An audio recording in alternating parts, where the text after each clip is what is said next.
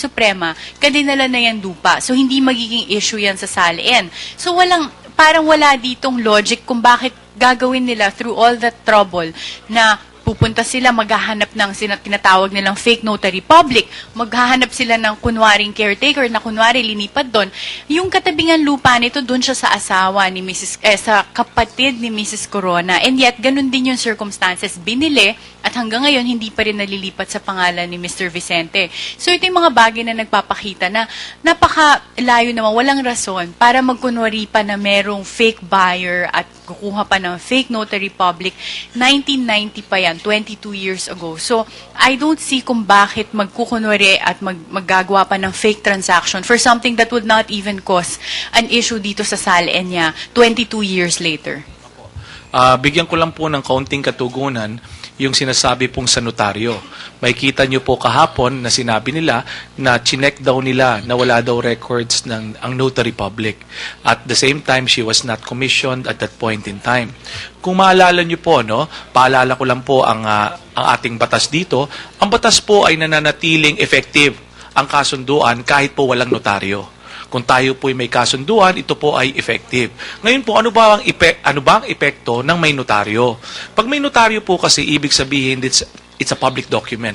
If it's duly acknowledged before a notary public, it's a public document. At ibig sabihin po nito ay may epekto ito among the rest of us. Ngayon po, nangangahulugan po ba na pag defektibo ang notarization ay invalid ang sale? Hindi po. Ang defective notarization po ay problema ng notaryo publiko. Ang notaryo publiko ay pwede pong mademanda kung siya po ay nagpanggap na notaryo publiko. Hindi po kasalanan ng taong umasa po sa kanya. Ngayon po, liliwanagin ko rin po isang aspeto. Tatandaan nyo po, noong 1990, early 1990 hanggat middle 1990 po, ang Makati ay isang munisipyo pa lamang po. At naalala ko nga po noon ay bago akong notaryo, kapapasa ko lang po, na ang effectivity po ng isang notaryo is hindi lang po sa Pasig, kasama po Makati. Naalala ko, kung tama po ang aking pag-alala, pati Paranaque. Tandaan nyo po, nag-iba na po ito. At naalala ko rin po, ng mga panahong yun, nagkaroon ng sunog. Mahirap pong kumuha. Madali po kasi kumuha. Ano po ba yung certification kinuha nila? Hindi ko alam kung anong uri ng certification. Kaya nga po ngayon, ay pinacheck namin. Kasi po minsan pwede ka humingi, pag hindi nakita yung pangalan doon, lalabas lang, Certificate of No Record. Ganun po. Kailangan po malaman natin kung anong uri po dito. But be that as it may, kahit po ano yan, hindi po naapektuhan ng validity ng kasunduan. Ito po yung nananatiling effective. Ngayon po, bigyan niyo po kami ng pagkakataon na ipaliwanag yung sa tingin namin na yung ano bang naging impact ni Mr. Vicente kahapon. Alam ko po na iba sa nakikinig or iba sa ating mga kababayan na meron na pong sariling opinion, hindi ko naman po kayo hinihikayat. Ang sinasabi lang po namin, tingnan nyo po ang kabuuan ng kanyang pagkatao. Tingnan nyo po kung paano siya nagpaliwanag. Tingnan nyo po kung paano niya hinandle ang kanyang mga dokumento. Nagbabayad po ba siya? Tingnan po nating mabuti ito. At ang gusto ko rin pong makita ninyo is, bago po mag-testify si Mr. Vicente, tandaan nyo po, nung nagsimula ang kasong ito, sabi po ay 45 ang properties na ninakaw. Nakaw daw, ilgatin. Makatapos po ng 3 linggo, ang tinanong po ng isang Senator Judge Escudero, ang lead prosecutor, ilan na bang kaya niyong patunayan? Mga 24 daw po. Ngayon po, nagpatunay si Mr. Vicente, 8 titulo po yung pinag-uusapan kahapon. Less 8 sa 24 po, ilan na ngayon? 16. Tapos po, ilan pa po yung parking lot? Ilan po yung parking lot dyan? Mga 3, 4. Kasi po doon, 6 ba? Naku, marami pala yun. So, ililes mo ng 6. Abay, di 8 na lang po. Tama, kung 6 ang parking lot na tinutukoy sa amin. 10 pa, naku. Baka po magkamali ako sa computation, ano? So, sabihin natin 6 na lang. So, ibawas natin, di 8 na lang. Nabenta na po yung La Vista. Nabenta na rin yung Ayala Heights. Tandaan nyo po, sa pagsisimula nito, ang commitment namin, 5 lang ang property, wala pong nakaw dyan. So, sa tamang panahon, tandaan nyo po, 3 araw pa lang po kami. Pakikita po namin sa inyo kung ilan lang talaga ang property dito. Siguro po kayo, mismong nakikinig, nakikita nyo na po ang totoong storya. So, wag po kayo maniwala sa amin. Ang sinasabi ko po, dahil may iba sasabihin yan baka nagsisinungaling yan, tagapagsalita ng Chief Justice yan. Ano lang yan bibig niya lang yan Kung ano yun sa papabor sa kanya, ilan sasabihin niya. Wag po kayo maniwala sa aming 3. Bantayan nyo po ang proseso. Tapos po, kayo po magbilang kung tama po sinasabi namin. Alright, yan, narinig po natin itong defense, ano, yung sinasabi about the properties, which we were also talking about earlier on. 24 properties ang sinasabi nila na ng prosecution na pag-aari ni Chief Justice Renato Corona at nag-minus-minus na po ang depensa. At sa kanilang computation, 5 na lang talaga actually, no?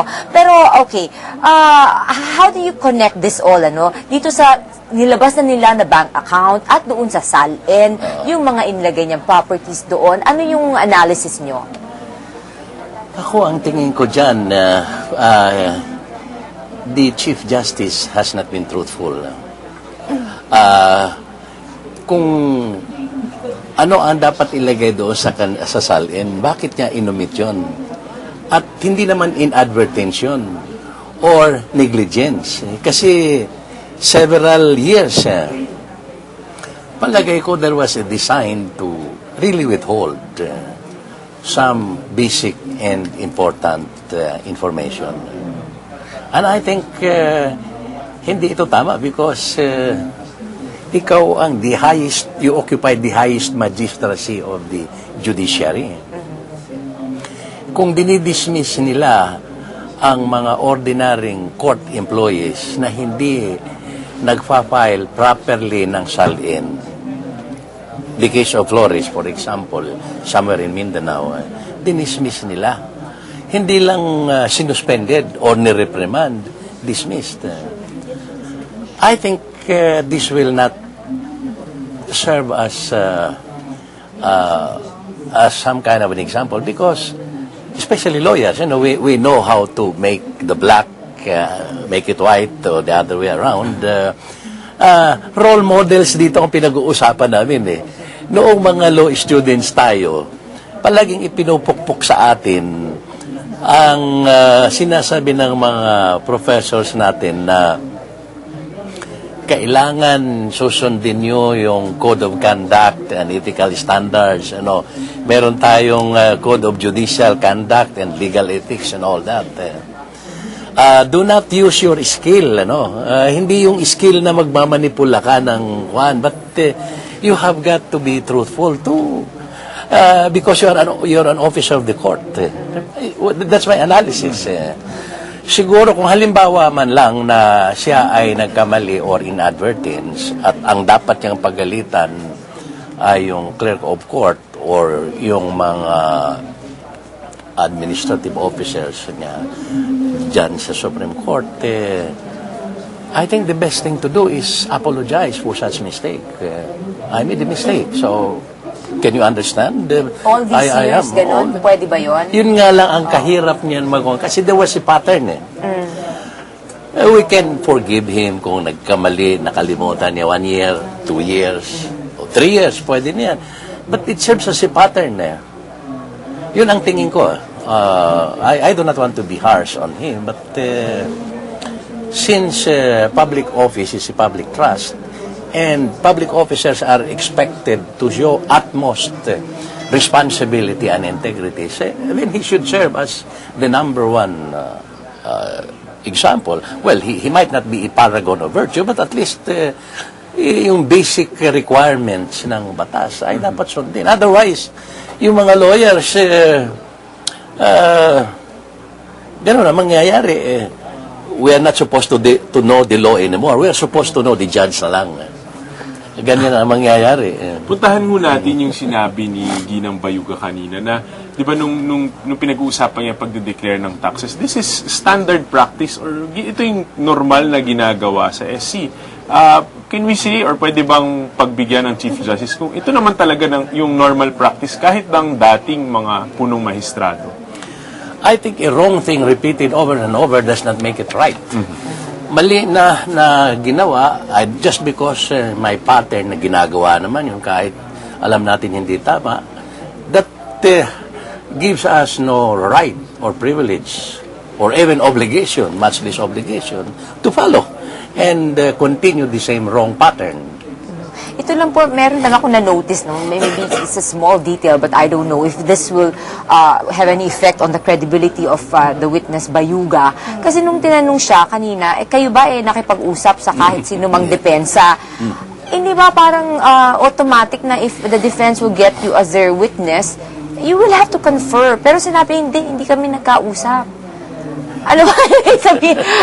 Nagugulahan tuloy ako. Parang, dapat ba sikreto o hindi siya dapat makipag-usap? Ano ba? Normal po sa isang abogado na kapag ka ikaw ay may ipipresentang ebidensya o witness, kakausapin mo siya syempre, ano? Ang kailangan lang lumabas ay yung, huwag naman sanang lumabas na scripted ang kanyang testimonya. Okay lang na i-prepare mo yung witness. When you say preparation, it means i-inform mo siya. Ito ang ite-testify mong bagay, ito yung mga ilalabas mong dokumento, mayroon ka ba nito? Meron po.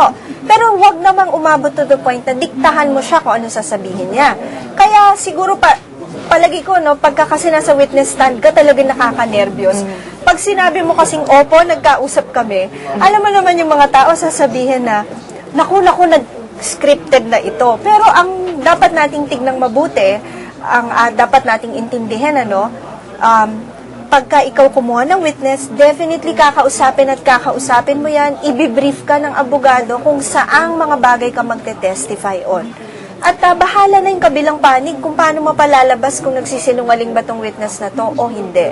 Pero there's nothing wrong kung sabihin mo nagkausap kayo ng abogado. Hindi ka naman pagsususpetsahan na, baka nagtiktahan. Hindi naman. Hindi naman. Huwag lang naman lumabas na talagang scripted siguro. Or coached, oo. Coached siya na ultimo sigurong post niya ay talagang scripted. In fact, it is standard practice.